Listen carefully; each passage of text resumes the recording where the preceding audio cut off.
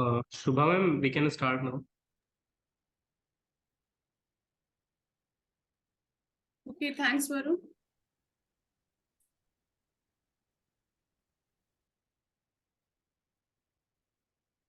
आज के सत्र की शुरुआत करना चाहूंगी प्रसिद्ध हिंदी कवि भवानी प्रसाद मिश्र जी की एक कविता से। वो कहते हैं, मैं असभ्य हूं क्योंकि खुले नंगे पांवों चलता। मैं असभ्य हूं क्योंकि धूल की गोदी में पलता। मैं असभ्य हूं क्योंकि चीर कर धरती धान उगाता। मैं असभ्य हूं क्योंकि ढोल पर बहुत जोर से गाता। मैं असभ्य हूं क्योंकि काट कर स्वयं बनाता कपड़े। मैं असभ्य हूं क्योंकि नहीं है पहने मेरे जबड़े। स्थानीयता की सोदी सुगंध को और आंचलिक परिवेश के गीत संगीत से सराबोर इस सत्र में आप सभी का स्वागत है। A cordial welcome to all our participants on the day 14th and 31st session of the 2-week interdisciplinary bilingual refresher course on Indian folk traditions, a tapestry of diversity, Lok Parampara ke Vivid Ayam, being organized by the IQAC of ARST College in collaboration with the Teaching Learning Center, Ramanujan College, University of Delhi. Friends, it's a matter of immense happiness and satisfaction for me to introduce you to an extraordinary folk personality today, who is also a dedicated teacher and continues to contribute substantially to the field of education as a great academician as well. Well, I'm talking about no other than Professor Sandhya Sharma, who has already earned name and fame as a folk performer of Swang. She is currently associated with the Department of Culture at Chaudhry Charan Singh Haryana Agricultural University, Hisar, Haryana. She has been performing India's oldest folk opera theatre, Swang, on national and international platforms since 2002 and is making great efforts to revive and promote it. Now, with the permission of our Honorable Principal, Professor Gyantosh Kumar Jha, who has very kindly and thoughtfully facilitated us with this ongoing discourse on folk traditions, and Professor Vinita Tuli, Coordinator IQAC and convener of this refresher course, Professor Anjali Gupta, the co-convener, and the technical team, specifically Mr. Barun Jha, for this session, I, Dr. Shubha Trivedi, member organizing committee, welcome all of you once again to what promises to be an extremely important session on the folk traditions of Haryana by Professor Sandhya Sharma. Friends, Sandhya ji comes from a family where ancient art forms were respected and preserved with utmost care and reverence. She received her education about art, culture, music, and dance that further shaped her sensibility and inculcated a deep love for her vocation. She did her master's and PhD in music from Kurukshetra University. Till date, she has given more than 200 folk performances and continues to do so with similar zeal and hopefully will do in future as well. She will earn all our good wishes for that. And some of her distinctive performances have been at Sangeet Natak Academy, Spikmeke, Haryana Kala Parishad, and many other recognized societies. Her performances at International Theatre Festival Bharangam, organized by the National School of Drama and International Convention of Spikmeke in IIT Mumbai, won her several accolades for promoting her rich folk art form. Talking about international experiences, she has performed in various countries in the International Theatre Olympics in India. She has published more than 30 research papers in the leading national and international journals. A trained folk performer, she received her knowledge of the rich folk cultural heritage from Pandit Suraj Bhan Shastri, the renowned disciple of famed Lakshmi Chand Kharana. And international, she has also been showing at international theatre festivals regularly. Friends, just to enlighten you a little about the Gharana system, I would like to tell you that it's a system of social organization associating many musicians or dancers by lineage or apprenticeship to a particular musical style. Lakshmi Chand Gharana was established by Lok Natya Samrat Pandit Lakshmi Chand, who was also known as Surya Kavi. He mastered the art of raginis and swang to entertain people as well as to give message of living a virtuous and a moral life. He composed around 2,500 raginis and 1,000 lok dhuns or folk tunes. He composed around 23 songs. Following the same grand tradition, Sandhya ji has worked in various traditional swang performances, her latest being Gopi Udhav, Padmavat Ranveer, Kichak Draupadi, Heer Ranjha, Chandrakiran, Shiv Parvati, Veer Babrik, Raja Nahar Singh, Mirabai, etc. Friends, now welcome along with me the only female artist of India who has devoted her life to India's most attractive, resplendent folklore of Haryana. Sandhya ji, the stage is all yours, and you are most welcome to deliver your views on the revival of India's folk opera theatre Swang. Over to you, ma'am. Thank you very much, Shubha ji. At least I would like to thank Atmaram Sanatan Dharam College, Delhi, who has given me this valuable and this precious opportunity to interact about India's most ancient folk opera theatre Swang. I hope this 1 hour would be very fruitful, and I'm trying my best to told you all about the Swang. Now question is that what is Swang? स्वांग क्या है? अगर हम साधारण भाषा में बात करते हैं तो नकल करना, रंग भरना, वेश भरना, रूप भरना स्वांग है। जब हम किसी की नकल करने की कोशिश करते हुए उसमें अपने खुद के रंगों को भर देते हैं तो वहां से स्वांग की उत्पत्ति हो जाती है। अगर मैं अपनी भाषा में बोलूं, स्वरंग, स्वांग का एक छोटा सा अगर हम इसका डेफिनेशन कहें तो स्वरंग यानी अपना रंग जब हम मंच के ऊपर उकेरते हैं तो वहां पर स्वांग स्वतः उत्पन्न हो जाता है। स्वांग का मतलब है सिंप्लिसिटी, स्वांग का मतलब है साधारणता, जो आज के समय में बहुत बहुत डिफिकल्ट होती चली जा रही है। हम सब कुछ हैं लेकिन साधारण नहीं है, ये हमारी विडंबना है, मैं ऐसा मान के चलती हूँ। अगर हम इसे अपने जीवन के साथ जोड़ते हैं, उस संदर्भ में जोड़ते हैं, तो हम पाते हैं कि स्वांग हमारे जीवन का एक बहुत ही इम्पोर्टेंट पार्ट है, अभिन्न भाग है। जैसे एक बच्चा अपने माँ बाप की नकल करता है, अपने माँ बाप को देखता है, उसको चलते हुए देखता है, उसको खाते हुए देखता है, उसको बोलते हुए देखता है और धीरे धीरे उन्हीं की कॉपी करने लगता है, वैसे ही बोलने की कोशिश करता है, वैसे ही खाने की कोशिश करता है, वैसे ही चलने की कोशिश करता है। तो स्वांग हम अपने जीवन में स्वांग की निरंतरता हम देखते चले जाते हैं, क्योंकि स्वांग का मतलब भी नकल करना है और अपने जीवन में हम बहुत सारी चीजों की नकल करते चले जाते हैं, बस उसके अंदर हम अपने रंगों को भर देते हैं।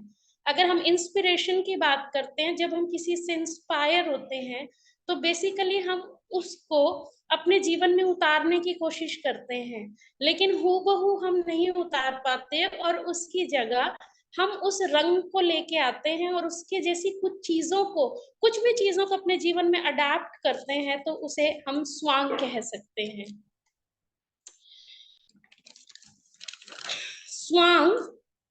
स्वांग का अगर सिंपल सी बात करें तो मीनिंग बनता है कहानी सुनाना।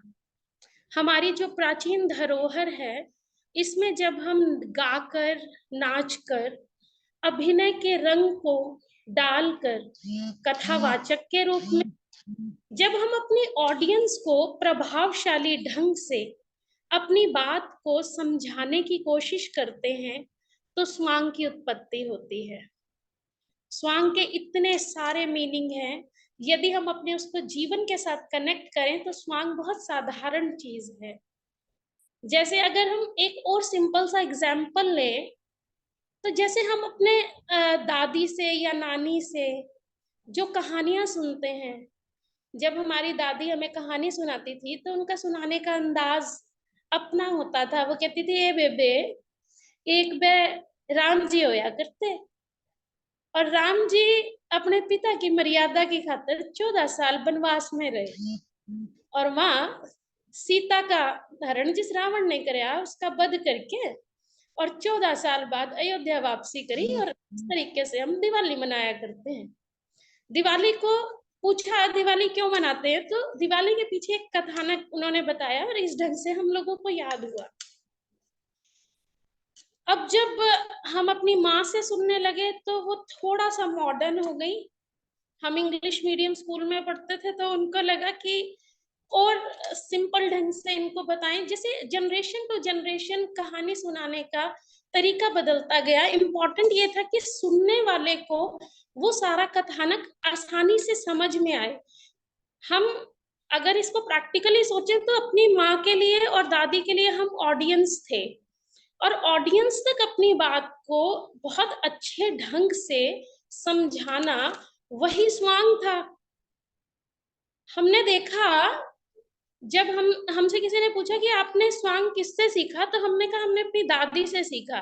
तो बोले कि क्या वो आपकी दादी स्वांग करती थी? तो हम उनको बोले कि हम मंदिर में जाते थे उनके साथ, और वो कभी लव बन जाती थी, कभी कुछ हमें बना देती थी कि मैं राम जी बनी हूँ, मैं यूं तीर लेके खड़ी होंगी, तुम हमारे साथ साथ रहना, लव कुछ। हम छोटे छोटे साथ में जाते थे, तो वहां पे हम उनको देखते थे कि वो अभिनय के कई रंग खेलती थी। लाइक वो सीता भी बन जाती थी किसी टाइम में। नवरात्रों के दिनों में रामायण के पाठ रखे जाते हैं, उन दिनों में हमने ये चीजें देखी कि कभी वो सीता बन रही हैं, कभी राम जी बन रही हैं, कभी वो कुछ बन रही हैं, कभी कुछ बन रही हैं, और साधारण ढंग से रामायण के पात्रों को सुनाती थी। तो यही कथानक हम देखते रहते थे, और देख देख के यहीं से मुझे लगता है कि स्वांग शायद हमारे मन में पनपा होगा। तो स्वांग जो था साधारण था। स्वांग जो है वो कथानक है बेसिकली, और अपनी बात को प्रभावशाली ढंग से अपनी ऑडियंस को सुना देना, वही स्वांग की मेन जो थी परिकाष्ठा होती थी। स्वांग जो है बहुत बहुत पुरानी चीज है। इसका कथानक हमें ऋग्वेद में भी मिलता है। इसके स्वांग के बारे में हमें अथर्ववेद में भी सुनने को मिलता है। स्वांग जो थे प्राचीन रूप में जो थे, वो कथा गायन शैली जिसको हम बोलते हैं उसके रूप में जाने जाते थे, जहां पे एक कथाकार इन सभी रंगों को भरता हुआ गायन को, नृत्य को, अभिनय को, और जिसको आप नरेटर बोलते हैं कथाकार को, इनको आपस में बुनता हुआ ऑडियंस को राम कृष्ण इस तरीके की पौराणिक कथाएं सुनाया करता था। तो बेसिकली जिसको हम कथा गायन शैली कहते हैं, वो स्वांग का प्राचीन रूप हमें सुनने को मिलता है, हमें देखने को मिलता है। अकेला होता था और अकेला अपनी ऑडियंस को कथा सुनाता था। फिर समय के साथ इसमें मर्दाना और जनाना हुए, यानी कि एक मर्द आ गया और एक औरत आ गई।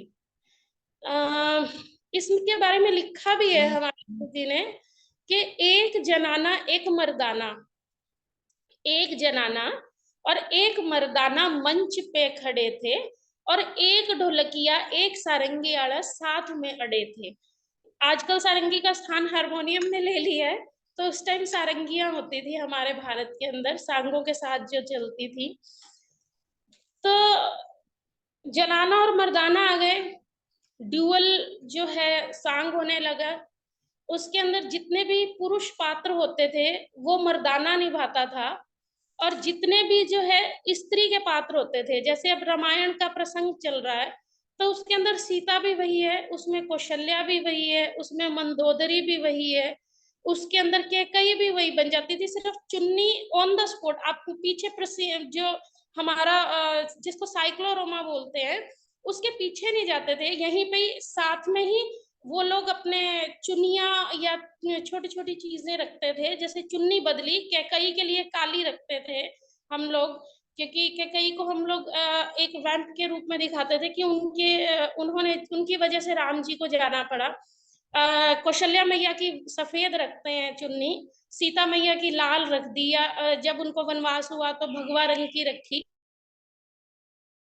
बदलते थे। और जो कॉस्ट्यूम होती थी उसको हम व्हाइट रखते हैं।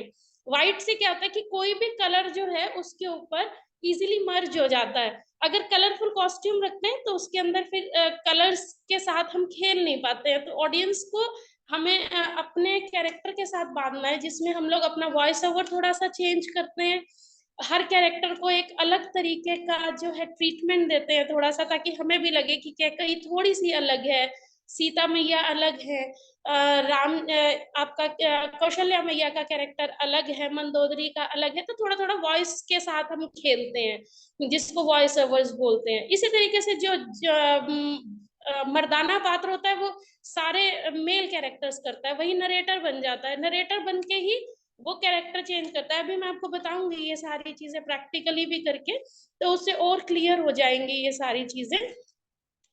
टाइम के साथ साथ मर्दाना जनाना चलते रहे। अगर आप देखेंगे तो कबीर जी ने भी स्वांगों का बारे में उल्लेख किया है अपने उसके अंदर, अपनी जो उनकी है राइटअप है। उसके अलावा गुरु नानक जी के टाइम पे भी स्वांग होते थे, उन्होंने भी इसके बारे में उल्लेख किया है। धीरे धीरे क्या हुआ कि स्वांग जो था वो बेड़ों में कन्वर्ट होता चला गया। बेड़े यानी कि ग्रुप्स। अभी तक क्या था कि पहले एक था कथा गायन शैली का कथानक, एक ही इंसान सारी कहानी को सुनाता था साधारण ढंग से। फिर जनाना और मर्दाना हुए, वो मेल और फीमेल के सारे कैरेक्टर्स करने लगे। और उसके बाद टाइम के बाद इसमें बेड़े बन गए, इसमें ग्रुप बन गए, यानी कि इंडिविजुअल कैरेक्टर होने लग गए। राम जी अलग हैं, रावण अलग हैं, लक्ष्मण जी अलग हैं, सुग्रीव अलग हैं, हनुमान जी अलग हैं। इस तरीके से वो पूरा ग्रुप बन गया, और जिसके अंदर मतलब 15 से 20 लोगों का एक ग्रुप बन गया, और ऐसा हर हर शैली के अंदर होता चला गया। तो आजकल जो है ट्रेंड में यही बेड़े हैं, तो यही ग्रुप्स चल रहे हैं हर जगह पे। ये जो ये इंडिविजुअल या जो ये डुअल वाला चल रहा है, ये अब कोई करता नहीं है, क्योंकि थोड़ा डिफिकल्ट भी लगता है टाइम के साथ चीजें। तो अब जो है ये ग्रुप में सारी चीजें होने लगी। हमारे हरियाणा में इसको सांग कहने लग गए। अब कई लोग, एक और क्वेश्चन आता है अब यहाँ पे कि सांग और स्वांग में क्या डिफरेंस है। तो हम बोलते हैं कि स्वांग तो स्वांग ही, हम हरियाणा वाले थोड़े से अक्खड़ हैं तो स्वांग को सांग कह देते हैं। तो स्वांग तो स्वांग ही था। लेकिन अगर हम इसको समझें, डीपली समझने की जब कोशिश करते हैं, तो स्वांग जो है एक बेसिकली ट्री का रूट पार्ट है, आप उसको उसका जड़ मान सकते हैं। और उसी जड़ों की जो शाखाएं हैं, उसके जो तने हैं, वो सांग है, वही नौटंकी है, वही भगत है, वही माच है, वही तमाशा है, वही नकल है, वही भांड पाथर है। अब ये कैसे बने, ये एक समझने की चीज है कि जो स्वांग होता था, कथानक तो वही था, राम वही थे, कृष्ण वही थे, मीरा वही थी, हमारी पौराणिक कथाएं भी वही थी। लेकिन हुआ क्या कि जब इसमें भाषा के जो है प्रारूप हुआ, जब हमारा भारत जो है हरियाणा से पंजाब से हरियाणा बना, इसी तरीके से जब इसमें भाषाओं की विविधता आई, तो उन विविधताओं के नाम पर इसके नाम भी अलग अलग हो गए। अब राम जो थे, हरियाणा वाले कहने लगे कि एक बार राम होया करता, पंजाब वाले बोले कि एक बारी राम होंदा सी। है वही राम। हरियाणा वालों का अंदाज अलग है, पंजाब का अंदाज अलग है, यूपी का अंदाज अलग है, भाषा अलग है, राजस्थान का अलग। कहानियां वही हैं। जानी चोर यही होता है, सभी जगह होता है। पिंगला भर्तृ राजा विक्रमादित्य की जो हम कहानी गाते हैं, उज्जैन की कहानी है, मध्य प्रदेश की कहानी है, लेकिन हरियाणा में चलती है, हम उसको सुनाएंगे। वो भी हम लोग गा रहे हैं, पंजाब में भी होती है वो, राजस्थान में भी होती है। कथाएं वही हैं, लेकिन इसका क्या हुआ कि इसकी भाषा शैली बदल गई। इसकी जो थी भाषाओं के नाम पर, इसमें इतनी इनके नामों में विविधता आ गई। बट मूल एक ही था कि हमें कहानी सुनानी है, और कहानियों के हिसाब से इनका नामकरण होता चला गया। यूपी का तो बहुत ही मजेदार बात हम आपको बताते हैं। हमारे यहाँ एक कथानक होता है स्वांग में, फूल सिंह नौटंकी। और यूपी में भी होता है, हर जगह ही होता है फूल सिंह नौटंकी। बेसिकली कहानी पाकिस्तान की है और पूरे भारतवर्ष में मशहूर है। और जिस टाइम फूल सिंह नौटंकी रखा गया, उस टाइम भारत पाकिस्तान भी एक ही था। तो सियालकोट और की कहानी है बेसिकली, मुल्तान और सियालकोट की। तो उसमें नौटंकी जो थी राजकुमारी थी, और फूल सिंह राजकुमार थे, तो उनकी लव स्टोरी थी। और वो इतनी पॉपुलर हुई फूल सिंह नौटंकी पूरे भारतवर्ष में, कि यूपी के अंदर जब भी लोक नाट्य देखने की बात होने लगी, तो बोले कि चले भैया नौटंकी देखने चलते हैं। तो बेसिकली वो कह रहे थे कि हम नाट्य देखने चलते हैं। इसका एग्जाम्पल आप कोलगेट से लगा लीजिए, कि जैसे हम अपने बुजुर्ग लोगों को कहते हैं ना कि अरे भैया तुमने कोलगेट किया, तो क्या था, वो कहना चाहते थे कि तुमने टूथपेस्ट किया।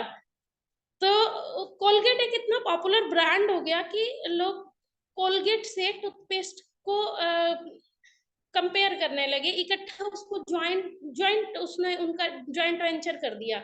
सेम चीज यूपी में हुई।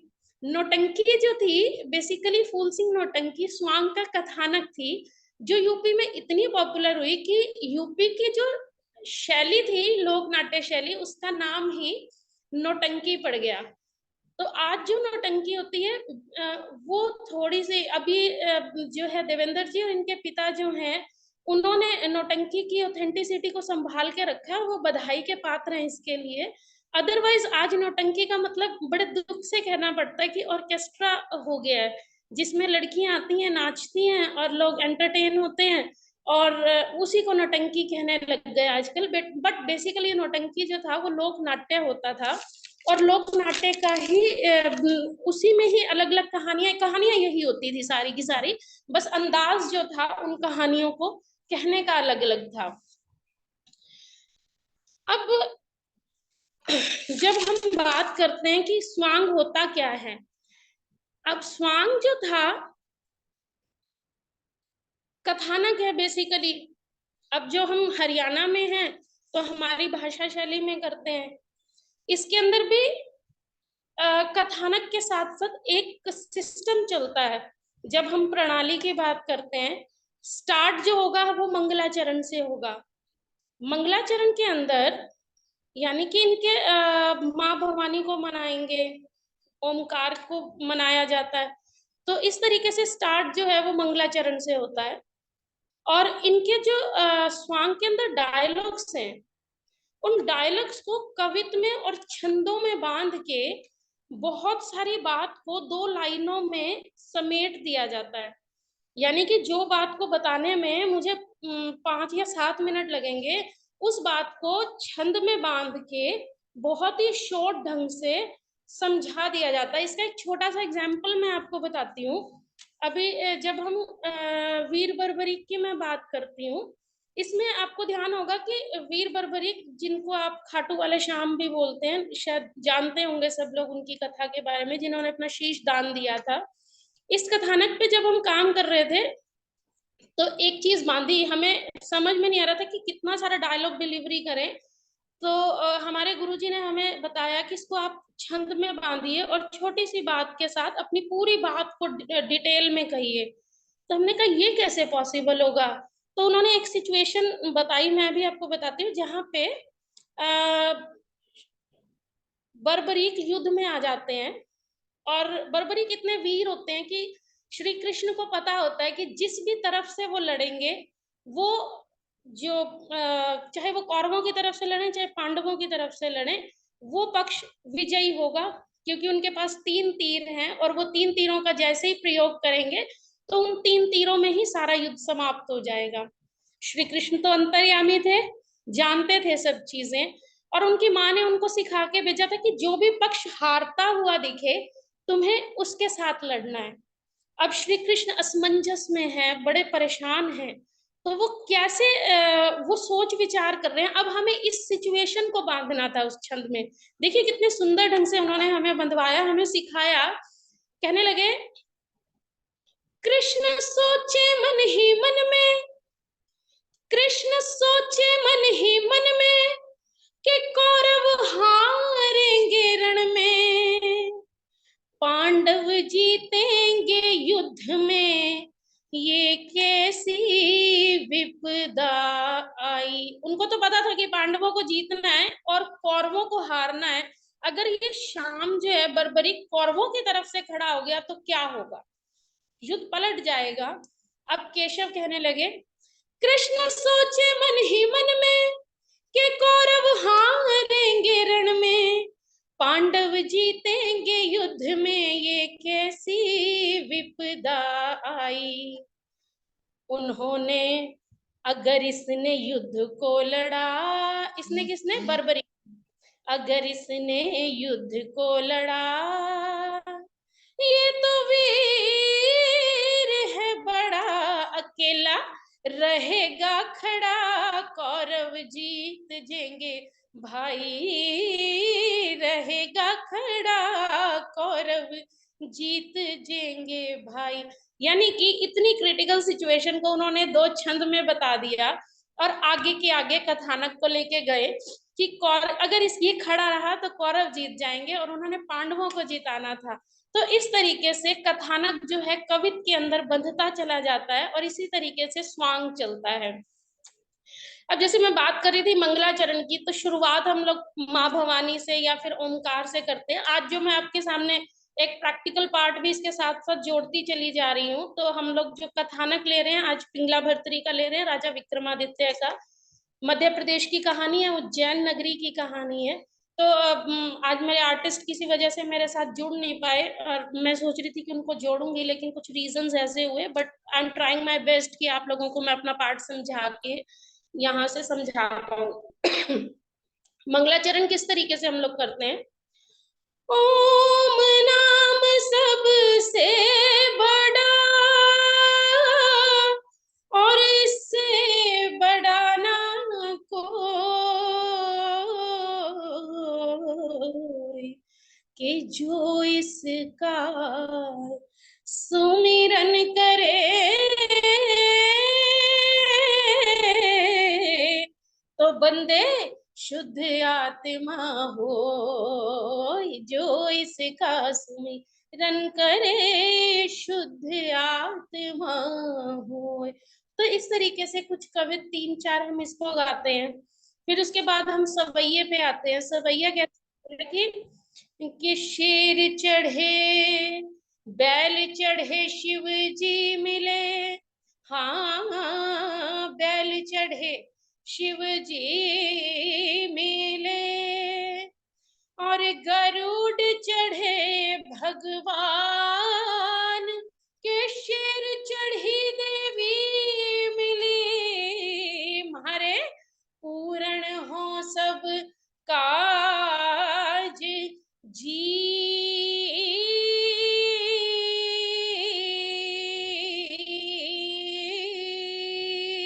ये कोरस पार्ट के साथ आता है इसका सारा कंप्लीट। और एक वंदना जिसको हम कहते हैं कि प्रभु के चरणों में हम करते हैं कि जो भी हम आज प्रस्तुतिकरण देने जा रहे हैं वो प्रस्तुतिकरण सफल हो, सार्थक हो, ऐसी हमारे प्रभु से हम प्रार्थना करते हैं। इसके बाद काफिया। काफिया का अर्थ संदेश देना, कि जो जीवन के अंदर हमारे हो रहा है और जो होगा उसके पीछे कारण है, तो वो संदेश जो है वो काफिया के माध्यम से जो है कलाकार देता है। लाइक निर्धन तो कहे धनवान, सुखी से धनवान कहे, सुख राजा के भारी, राजा कहे सुख चक्रवर्ती से, चक्रवर्ती कहे संपत इंद्र के जारी, इंद्र कहे अजी ब्रह्मा जी से, ब्रह्मा कहे सुख विष्णु के भारी, संत कवे सब मिले भगति से, दुनिया की यारित से न्यारी।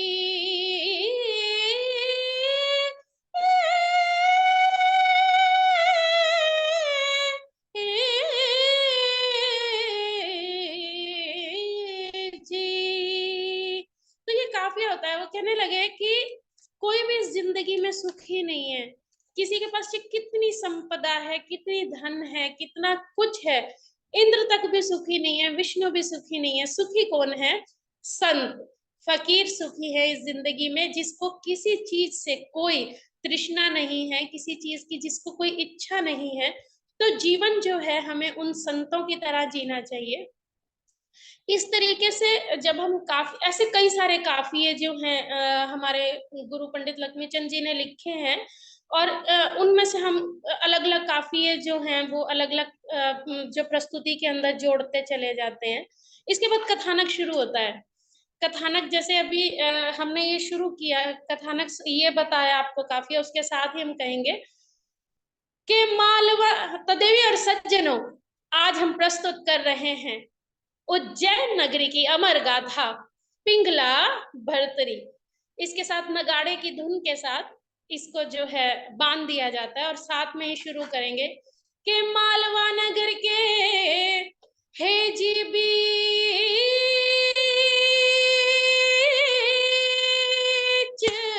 में, हे जी बीच में एक रमणीक शहर उज्जैन होया जी, एक रमणीक शहर उज्जैन होया, जहां ऋषि श्राप से इंद्र का बेटा राजा गंधर्व सेन होया। ऋषि श्राप से इंद्र का बेटा राजा गंधर्व सेन होया। बड़ा बेटा भूप भरतरी और छोटा विक्रम सेन होया। पिंगला रानी आई घर में, यहीं से सत्यानाश होया। तो देवी और सज्जनों, कैसे सत्यानाश होता है? राजा गंधर्व सेन के दो बेटे हुए, बड़ा बेटा भूप भरतरी और छोटा विक्रम सेन होया। रानी पिंगला का ब्याह राजा भूप भरतरी से होया। बहुत ही सुंदर सुशील रानी। लेकिन कहानी में मजेदार मोड़ तब आ जाता है जब रानी पिंगला राजा भूप भरतरी से प्रेम ना कर प्रेम करने लगी जेल दरोगा से। और एक दिन चोरी छुप के सबकी नजराते बचते बचाते रानी पिंगला ने जेल दरोगा को अपने रंग महल में बुला रखा था और उसका इंतजार कर रही थी। और क्या कहने लगी भला? अब यही से हमारी बॉडी लैंग्वेज शुरू हो जाती है। ये नरेशन का पार्ट था कि नरेटर किस तरह बात कर रहा है। अब वो रानी का रूप बदलेगी। देखिए कैसे सिंपल सी चीज है। तो एक दिन सबकी नजरों से बचते बचाते रानी पिंगला ने जेल दरोगा को अपने रंग महल में बुला रखा था और क्या कहने लगी या बिछरी चौपड़ सार महल में, खेल घड़ी दो चार के हम तुम प्यार करें हो, के हम तुम प्यार करें। या बिछरी चौपड़ सार महल में, खेल घड़ी दो चार के हम तुम प्यार करें हो, के हम तुम प्यार करें। जेल दरोगा डर गया और कहने लगा रानी जी, आपके महल में आते हुए मैंने बहुत डर लगे। आपने बेरा है मेरी हालत न्यू हो जावे जिस तरह मैं जेल दरोगा नी जणु कोई चोर आ गया। हंसने लगी रानी, कहने लगी बस, अरे ओ दरोगा, रानी के रहते तने के चिंता से, अरे छोड़ बेकार की बात ने, सुन मेरी बात। आजा चौपड़ सार खेलिए, गहरी सो में हाथ जोड़ के, जब महराज सोते रे पे खेलेगा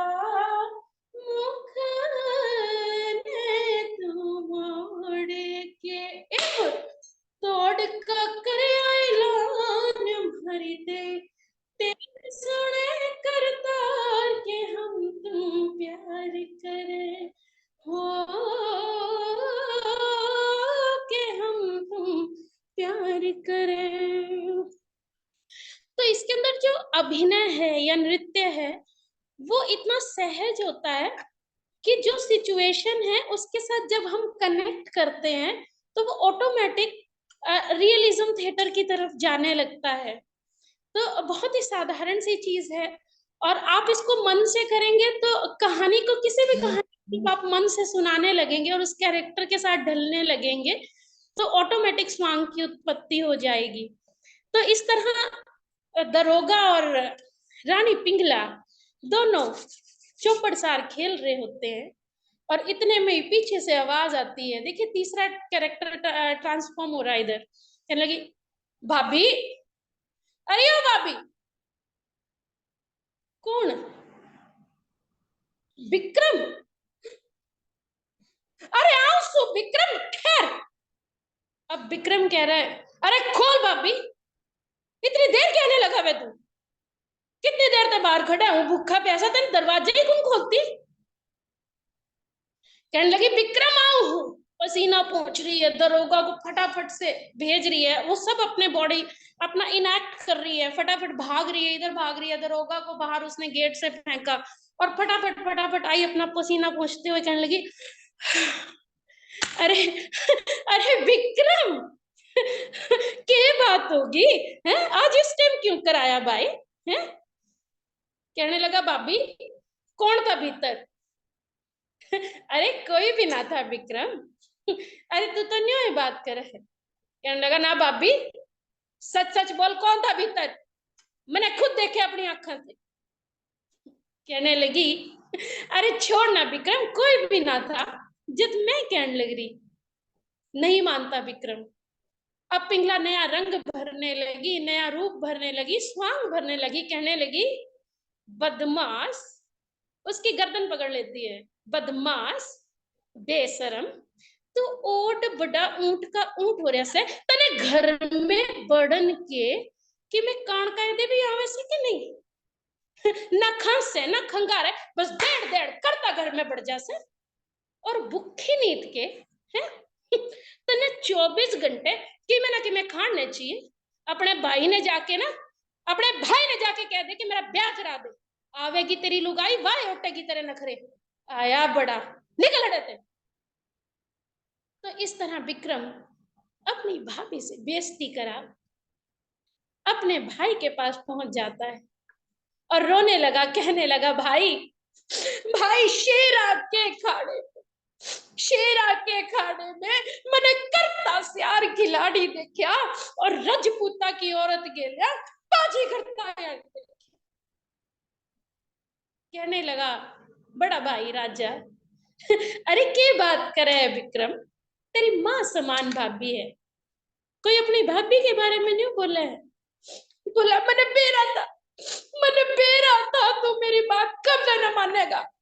कहने लगा आज मेरे माँ बाप जिंदा को नहीं, अगर मेरे माँ बाप जिंदा होते ना तो आज तर ये बात ना कहता। कहने लगा चुप हो जा भाई, आजा तेरे लाड करूंगा। कहने लगा मर लिए मेरे लाड करनी। क्या कहने लगा अपने भाई से, बहुत सुंदर रागनी है, दो दो लाइनों में इनको इन ब्रीफ करती चली जाऊंगी क्योंकि इतना टाइम भी नहीं है, छोटे छोटे में कंप्लीट करने की कोशिश करती हूँ। कहने लगा भाई रे भाई रे मेरे लाड करनी मर गए भाई रे।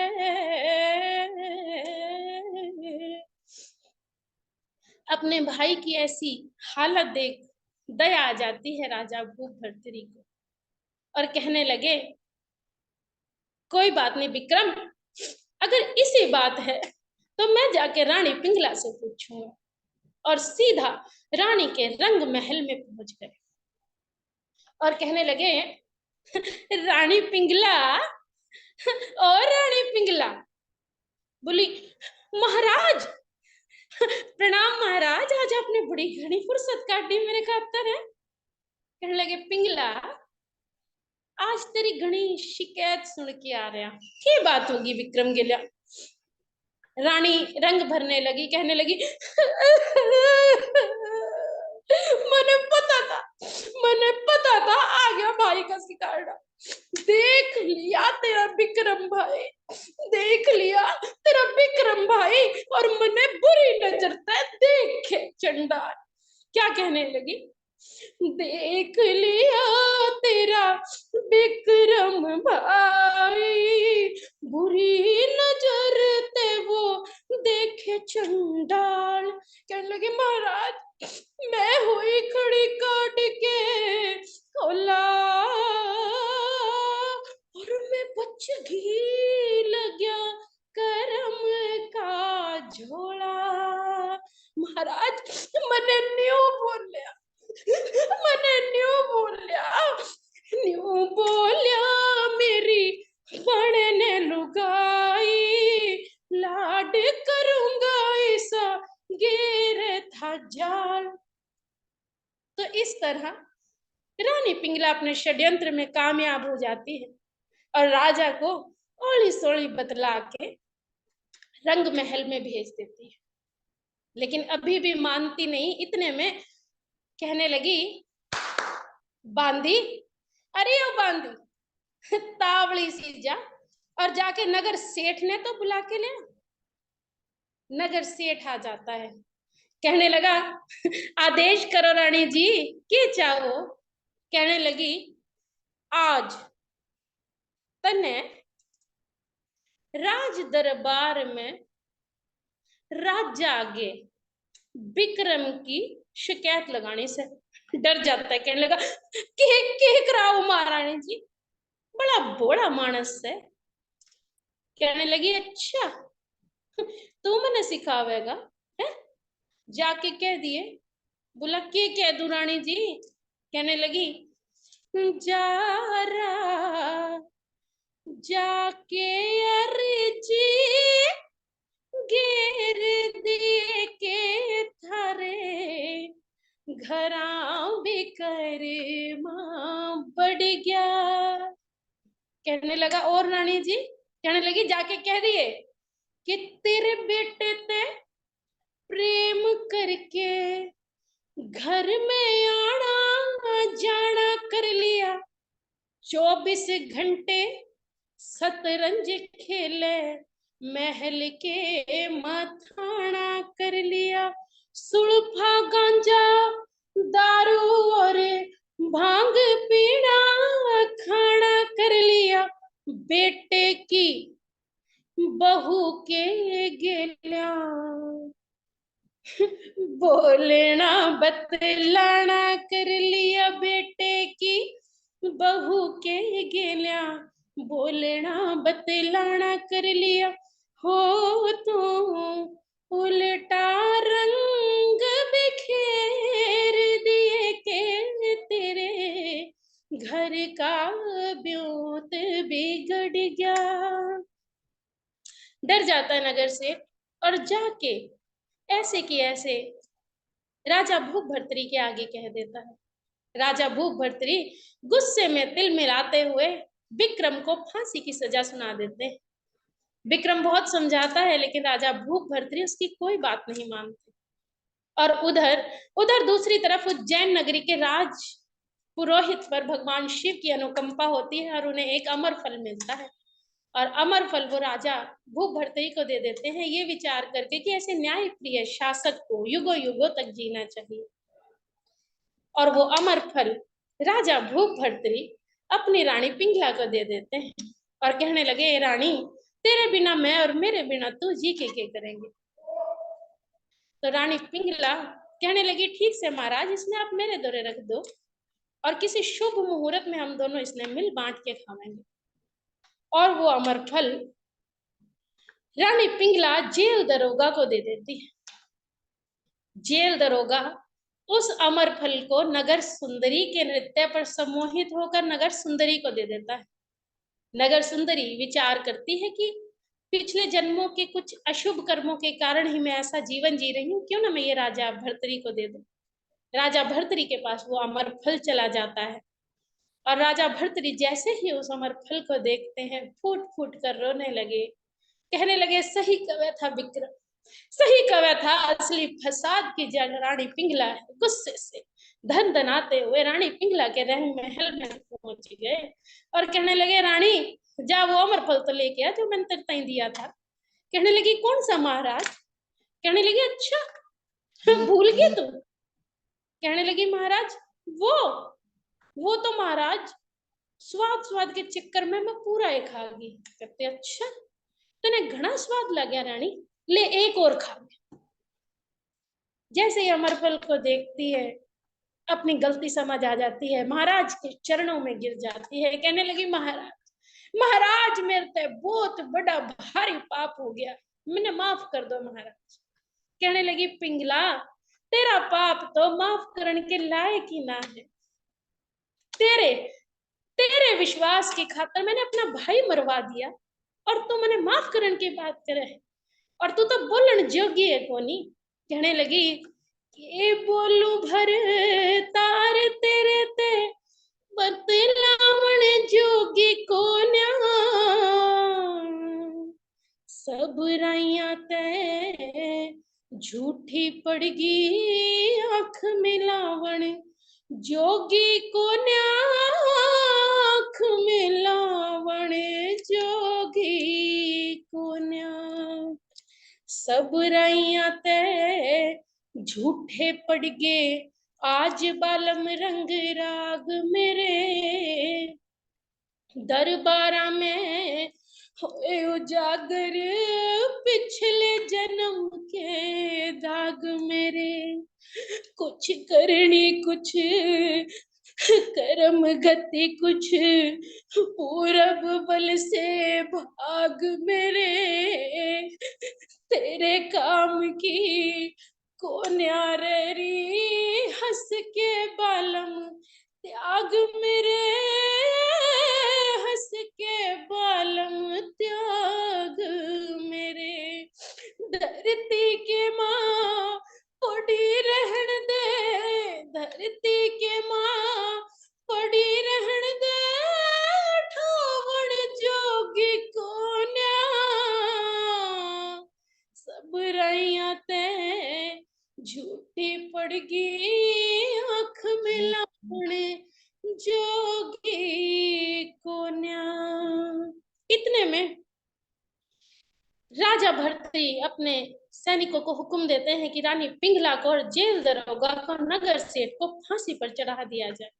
और इतने में ही सामने से देखते हैं राज विक्रम, उनका छोटा भाई, दौड़ता चला आ रहा है। कहने लगे, भूप भर्तृहरि विक्रम, तेरे को तो मैंने फांसी पे चढ़ा दिया था, तू किस तरह जिंदा है? कहने लगा, महाराज आपने मेरे पे यकीन ना करा, लेकिन इन सैनिका ने करा और मेरे बदले हिरण की आंख लाके आपने दे दी। और महाराज आपसे एक और गुजारिश करूं कि भाभी ने माफ कर दो। कहने लगे, ना यूं माफी के लायक ना है। कहने लगा, महाराज जिसका जीते जी पाप उजागर हो जाए उससे बड़ी दुर्गति की हो जाए, इसकी माफी ही इसके लिए सजा है। महाराज विक्रम की बात मान लेते हैं और उसी दिन से रानी पिंगला को माफ कर देते हैं और खुद के लिए कहने लगे कि विक्रम, मने इस सिंहासन पे बैठने का कोई हक ना है, क्योंकि मेरे से अधर्म हुआ है। भगवा धारण करते हैं और चल पड़ते हैं वन की ओर और पीछे पीछे देखते हैं प्रायश्चित बोध में रानी पिंगला भी नंगे पैर आंसुओं से लबलबाई महाराज भर्तृहरि के पीछे पीछे वन की ओर चले जाते हैं। और उस दिन से ही उज्जैन नगरी के राजा विक्रमादित्य हो जाते हैं। तो बोलिए महाराज विक्रमादित्य की जय। तो ऐसे कथानक चलता जाता है, मैंने इसको बड़ा शॉर्ट में किया है ताकि कहानी पूरी हो जाए। और अंत में जो है हम लोग इसके अंदर एक जो कहते हैं कि एक छंद के रूप में एक सीख देके जो है चलते हैं, जैसे धर्म के ऊपर धरती टिकरी हो, आला उदल शैली जो होती है ये वो है। धर्म के ऊपर धरती टिकरी, धर्म पे सूरज और चंदा, सेठ दरोगा पिंगला रानी कद न काम करियो गंदा, नीम निमाणे धर्म ठिकाने हो, नीम निमाणे धर्म ठिकाने, दुनिया के तिया वैसे ओछे काम करनिया मानस फिर पाछे पछतावे से। ओछे काम करनिया मानस फिर पाछे पछतावे से। उसने मौका दे दो तो हाँ, उसने मौका दे दो तो वो फिर सुधर भी जावे से। अच्छा मानस बन के ने दुनिया ने सुख पहुंचावे से। दुनिया ने सुख पहुंचावे से। दुनिया ने सुख पहुंचावे से। तो अंत में नगर खेड़े की जय, गौ माता की जय। और ये इसका स्वांग का जो था एक तरीका होता था कथानक सुनाने का, लेकिन सांगी होते हैं वो मानते नहीं। लास्ट में उनको पैसा भी इकट्ठा करना होता था, क्योंकि आप जब भी देखें तो जितने भी धर्मार्थ कार्य हुए, गौशालाएं बनी, धर्मशालाएं बनी, अब तो आजकल गवर्नमेंट एडेड स्कूल्स हो गए, स्कूल बने, वो सब इन सांगों के भरोसे होते थे कि महीना महीना जो है सांगों की जो है एक नाटक मंडली बुला ली जाती थी, और वो जितना चंदा इकट्ठा होता था उसके अंदर, तो उसमें से जो 40% जो है वो सांग मंडली को, 60% जिस चंदे के उद्देश्य से उस मंडली को बुलाया गया उसके अंदर वो इकट्ठा कर देते थे।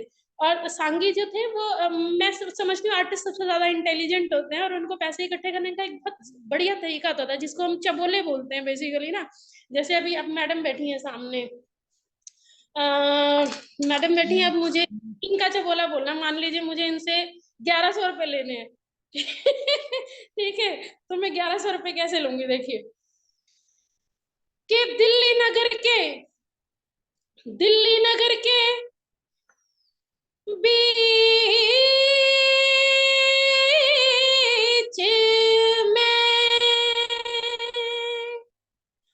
सनातन धर्म आत्माराम कॉलेज में ये मैडम जी हैं भाग्यवान, जिन्होंने अपनी नेक कमाई से, अब मैडम मैं ऑनलाइन हूँ, मैं आपसे ले नहीं सकती हूँ पैसे, अदरवाइज मैं आपसे 1100 ले लेती नहीं मैम, मैं एनएसडी में मिलूंगी आपसे फोक फेस्टिवल में जिन्होंने अपनी नेक कमाई से दिया 1100 रुपए का इनाम, आनंद करियो जी, भंडारे भरियो जी। और कहने लगे और हम भी न्यू कह देंगे, मैडम जी बात ध्यान से सुनो, हम भी न्यू कह देंगे कि आपने दे दिया दान और हमने आपका रख लिया मान, और आपके 1000 गुना हो जाएंगे, भंडारे भरियो जी। तो इस तरीके से चबोला करते हुए, तो जैसे एक आपने दिया, फिर क्या होता है कि ऑडियंस में वहां पे होड़ लगती है, अभी इसने 1100 दिया ना, मैं 1200 रुपए दूंगा। तो इस तरीके से करते करते खूब सारा चंदा इकट्ठा कर लेते थे वो लोग, और इस चंदे के माध्यम से जो था 60% वो जिस ऑर्गेनाइजेशन के थ्रू वो आए थे उसको वो देते थे, और 40% अलग अलग रोज अलग अलग सांग होते थे, आज भी होते हैं इसी ढंग से गांवों में। और 40% जो था उनका अपना शेयर होता था, जो अपने साजिंदों को अपने ढंग से देते थे, ढेरी के माध्यम से देते हैं। जैसे अभी आजकल क्या हो गया, मॉडर्न थिएटर में आप देखते हैं ना कि भैया हम आपको 5000 पे जो है विद रिहर्सल और विद स्टेज परफॉर्मेंस के लिए हायर करते हैं। तो इन सांगों में क्या होता है मैडम, ढेरी का माध्यम होता है। जैसे 40% है ना, उसमें से 20% तो सीधा सीधा लीडर का हो गया, और जो बाकी 20% हुआ उसमें से जो है 5% हारमोनियम वाले का, 5% ढोलक वाले का, फिर कोरस वालों के 3% तो जितना चंदा इकट्ठा हुआ उसके हिसाब से वो परसेंटेज के हिसाब से ढेरियों को बांटते चले जाते थे। तो कई बार ऑडियंस कम होती थी, कई बार ज्यादा होती थी, तो इसमें कोई भी किसी तरीके का कोई आपस में जो है मतभेद नहीं होता था। तो आज भी इसी शैलियों पे सब चलते चले जा रहे हैं। तो यही स्वांग है मैडम, साधारण सी बात है, तो कोई भी कहानी हम स्वांग के माध्यम से कह सकते हैं। तो अभी मैं इसको यही, क्योंकि 1 घंटे का आपने मुझे टाइम दिया था, 5 मिनट मैडम बचे हैं, और आपके अगर कुछ क्वेश्चंस हैं या कोई बात आप पूछना चाहें तो उसके लिए आप सादर जो है आमंत्रित हैं। इनाम तो नहीं मैम, बहुत सारी शुभकामनाएं और बधाइयों के ढेर लग गए हैं। और चैट बॉक्स में मैं देख सकती हूँ हर कोई बहुत ही भावपूर्ण, बहुत ही ओजपूर्ण प्रस्तुति थी, और बहुत ही सहज ढंग से, सुरुचिपूर्ण ढंग से आपने हमें स्वांग के इतिहास, उसका उद्गम, और जिस तरह से एक परफॉर्मेंस जन्म लेती है और लोगों के बीच पहुंचती है, और उसके पीछे जो मंतव्य होते हैं, उन सब से जो जी। आपने हमारा परिचय कराया वो बहुत अभूतपूर्व था, और मेरे पास शब्द नहीं है। और मैं तो आपको एनएसडी में भी देखने का सुख प्राप्त कर चुकी हूँ, तो मुझे पता है कि किस तरह का अप्रिसिएशन उस तरफ होता है। और बड़े बड़े कलाकार और बड़े बड़े समीक्षक, नाट्य समीक्षक, रंगकर्मी आप लोगों के प्रोत्साहन के लिए और आप लोगों का काम देखने के लिए वहां जाते हैं। हम तो अभी सीख ही रहे हैं, आपसे बहुत कुछ सीखने को मिला। और मैं सभी प्रतिभागियों की तरफ से और आत्माराम सनातन धर्म की इस रिफ्रेशर कोर्स कमिटी की तरफ से मैं बहुत शुक्रगुजार हूँ कि आपने अपना समय दिया और इतनी सहजता से हमें सिखाया। और अब हमें इनफैक्ट मुझे तो ऐसा लग रहा था आपने ट्रांसपोर्ट ही कर दिया मुझे एक जगह पे। मुझे ऐसा नहीं लग रहा था कि मैं कमरे में बैठ के आपकी लेक्चर सुन रही हूँ, बल्कि किसी जगह पहुंच गई हूँ और जहाँ पे परफॉर्मेंस चल रही है। So I was feeling as if I was, in the midst of a performance, and that was extremely exhilarating and moving to me. और मुझे लगता है कि participants ने भी बहुत enjoy किया है। और आपके गायन की तो मैं बहुत बड़ी एडमायरर हूँ, और बहुत सुंदर गीत सुनाए आपने हमें, कहानी भी, कथानक भी समझाया, और बहुत सारी बातें बताई। तो इस बारे में जैसे हमारी रुचि बढ़ती जा रही है, तो मैं आपको बता दूं कि हमारे पार्टिसिपेंट्स ने क्या क्या लिखा है। What a beautiful presentation to make us understand about folk theatre and folk performance tradition. अद्भुत, शानदार। आयोजकों को बहुत बहुत धन्यवाद और कोटिशा बधाई। ये डॉक्टर अभय कुमार हैं, हिंदी विभाग, दयाल सिंह कॉलेज से लिख रहे हैं। Doctor thank Fateh you. Singh लिख रहे हैं, वंडरफुल प्रेजेंटेशन, थैंक्स मैम। वाह वाह, लाजवाब तो बहुत सारे हैं, I can't count them all. Antariksha Negi लिख रही हैं, आयामी व्यक्तित्व की अद्भुत झलक। That's so true Antariksha, and we are all learning from you ma'am. और जैसे अब बात चर्चा चली चुकी है, डॉक्टर जोसफ फनीजा भोला हमारी एक पार्टिसिपेंट है, वो खुद भी गाती हैं।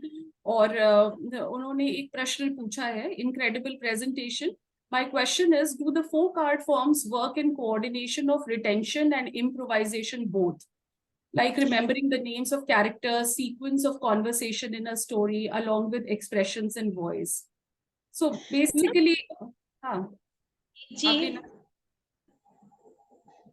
हाँ, स्क्रिप्ट तो रहती है आपके पास। मुझे ऐसा लगता है कि जैसे जब से अब ये स्टेज पे परफॉर्मेंसेस होने लगी, तो एक बेसिक स्क्रिप्ट तो रहती है, लेकिन आप लोग इम्प्रोवाइज भी बहुत करते हैं। मैंने आपको और सतीश सर को स्टेज पे इम्प्रोवाइज करते हुए देखा है, और किस तरह से समसामयिक विषयों को पकड़ लेते हैं। और चाहे वो स्वच्छता अभियान हो, या फिर कोई स्वास्थ्य संबंधी, कोविड से रिलेटेड कोई एडवाइजरी, कुछ आपको वार्निंग देनी है, तो वो बहुत नेचुरली आप उसको इम्प्रोवाइज करके आप प्रस्तुत करते हैं। लेकिन काफी चीजें तो स्क्रिप्ट के अनुसार ही चलती हैं, जैसा कि मेरा विचार है। आप क्या कहती हैं? मैम, हम ऐसा मानते हैं कि हर परफॉर्मेंस डिफरेंट होती है। जैसे अभी पिंगला भर्तरी को मैं हर दिन करूंगी तो हर दिन अलग होगा, क्योंकि सबसे इम्पोर्टेंट होता है कि ऑडियंस क्या चाह रही है ना। अगर मान लीजिए, जैसे अभी छोटी सी चीज है तो हम इसमें बहुत सारी चीजें इम्प्रोवाइज करते ही रहते हैं। जैसे अभी मान लो मेरा मन कर रहा है, मैं पिंगला के साथ खेलना चाहती हूँ, है ना। स्टेज पे पिंगला का कलर मुझे बेसिकली बहुत अच्छा लग रहा है, क्योंकि उसके अंदर शरारतें हैं, उसके अंदर रोमांस है, उसके अंदर सारे कलर्स हैं। तो मैं क्या करूंगी, जैसे अभी पीछे मैंने किया था ये काम, मैं कई बार करती हूँ। कोई भी फिल्मी धुन मुझे बहुत पसंद आएगी तो मैं उसके ऊपर दो लाइनें फटाक से गा दूंगी, जैसे पिंक। अब आप मुझे बताइएगा कि मैंने कौन सा गाना उठाया, देखिए। और मैंने उसको हरियाणवी में अपने लैंग्वेज के अंदर कर दिया कन्वर्ट, कैसे। पिंघला ने सोच लिया कि करना पड़ेगा स्वांग, तुरंत बुलाया सेठ ने और करने लगी भाई स्वांग। तो तुकबंदियां हैं। तो डिपेंड करता है कि अब जैसे अब मुझे सेठ को बुलाना है, क्योंकि अभी तो मैंने बहुत शॉर्ट करके दिखाई चीजें। सेठ को बुलाना है मुझे और उसको पावरफुल दिखाना है पिंगला को, क्योंकि उस टाइम वो पावर में है ना। तो बुलाने के लिए मुझे और इनहेंस करना है उस कैरेक्टर को। तो देखना पड़ेगा कि उस टाइम परफॉर्मेंस क्या बोल रही है, उस टाइम ऑडियंस क्या एंजॉय कर रही है। मान लो वो इस शेड को कई बार एंजॉय नहीं करती है, वो उस टाइम पे विक्रम को एंजॉय कर रही है, पिंगला को रोते हुए। अब जैसे एंड है तो एंड बहुत पैथेटिक कर देंगे हम लोग, फिर वहां पे कुछ चीजें इम्प्रोवाइज हो जाएंगी। वही बात है मैडम कि हमारे सामने वाली ऑडियंस हमसे क्या चाह रही है, वो किस डायरेक्शन में है। अभी यही अगर मान लीजिए हम करेंगे, इसी कहानी को हमें उज्जैन में करना है, किसी मंदिर में करना है, तो हम इस रोमांस की शेड को कम कर देंगे, हम लोग बाकी शेड्स उठा देंगे, जिसके अंदर भूप भर्तरी का जो है न्याय प्रिय होना, राजा का, पिंगला का इंसाफ मिलना, तो ये चीजें हम लोग इनहेंस कर देंगे। और जहाँ पे मतलब वही डिपेंड करता है कि स्टेज क्या कहती है, वो डिपेंड करता है मैडम ऑडियंस क्या चाहती है, और आर्टिस्ट को ऑडियंस के अकॉर्डिंग चलना होता है। अगर ऑडियंस के अकॉर्डिंग चलती है तो वही सक्सेसफुल रहता है आर्टिस्ट, ऐसा ऐसा मुझे लगता है मैम बेसिकली। हाँ, बहुत ब्यूटीफुल। ये तो कहा ही जाता है कि theatre is a very potent means of communication, और ये जो यू सेंट्रिक अप्रोच है, ऑडियंस टारगेटेड अप्रोच लेके आप चलते हैं, और उनकी ही हिसाब से अपने इमोशंस को आई वुड से रीएडजस्ट करते रहते हैं, और कभी उसको पैथोस दिखा देंगे, कभी ह्यूमर इंट्रोड्यूस कर देंगे। बिकॉज मैंने देखा है विदूषक और जो जोकर होता है, जो एक बीच में एक सेंस ऑफ रिलीफ लेके आता है कैरेक्टर, वो भी बहुत सराहा जाता है। तो फोक परफॉर्मेंसेस की ब्यूटी यही है कि वो हर दर्शक को लुभाते हैं, और हर किसी को अपील करते हैं किसी न किसी चीज से। किसी को कथा वस्तु पसंद आती है, किसी को कैरेक्टर्स की सिंगिंग और उनके मूवमेंट्स, हाव भाव, और उनका जो जो भी एक उनका चित्रण है, वो सब पसंद आता है। तो ये एक बहुत अच्छा ट्रेंड था, और धीरे धीरे ये जा रहा है। और आज मॉडर्न ओटीटी प्लेटफॉर्म्स आ गए हैं, और हम देखते हैं कि लोग पहले सामुदायिक तरीके से परिवार में बैठ के लोग आनंद लिया करते थे इन सब चीजों का। अब आजकल लोग अकेले बैठ के मोबाइल पे अपना एंटरटेनमेंट करते हैं। तो this is a very sad and tragic change that has been happening in society, और बहुत बुरा भी लगता है। बट देखने में आता है कि कलाकार भी काफी स्ट्रगल कर रहे हैं, उन्हें उस तरह का रिसेप्शन नहीं मिलता, उस तरह की उनको तारीफ नहीं मिलती जिसके वो हकदार हैं, और वो समाज में उनको वो स्थिति भी नहीं मिलती जो कि उनको मिलनी चाहिए। सो आपकी बहुआयामी व्यक्तित्व की सभी बहुत प्रशंसा कर रहे हैं, और in fact there are few more observations which I would take. Tara N कहती है, thank you so much for this vivid marvel you gave us, literally taking us to the swang scene. How do you see this art evolving in current times?